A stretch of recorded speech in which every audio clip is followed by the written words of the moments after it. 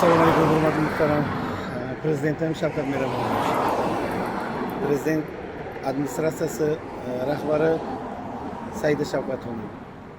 Mana bundan ro'parasi bir oy oldin men tadbirkorlik olib borayotgan somsaxonamni hech qanaqa sudni qarorisiz, ogohlantirishsiz yer bilan yakson qilib tashlashdi.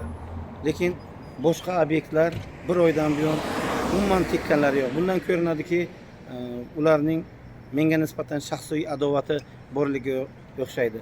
Meni joyimni yer bilan yakson qilganlaridan keyin men ijtimoiy tarmoq orqali dod faryod solganimda, undan tashqari o'sha yuqori turuvchi tashkilotlarga murojaat qilganimdan so'ng menga orqa sana bilan 24-da pochtaga yuborib, 27-da oradan 5 kun o'tgandan keyin menga ogohlantirish xati yuboryapti. Buni qanday tushunsa bo'ladi.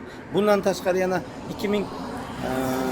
2026-may oyida boshqa bir holat bilan bo'lgan ogohlantirish xatini soxtalashtirib, bu holatga nima ogohlantirish bergan biza deb soxtalashtirib beryapti. Bu uyatli emasmi? Hurmatli Shavkat Miromonovich, hurmatli Saida Shavkatovna, sizdan iltimos mana shu Buxoroga kelib, o'z ko'zingiz bilan ko'rib, nohaq tanlab jabrlanayotganlarni himoya qilib, o'z nazoratingizga olib, o'z himoyangizga olishingizni iltimos qilib so'rayman. Rahmat.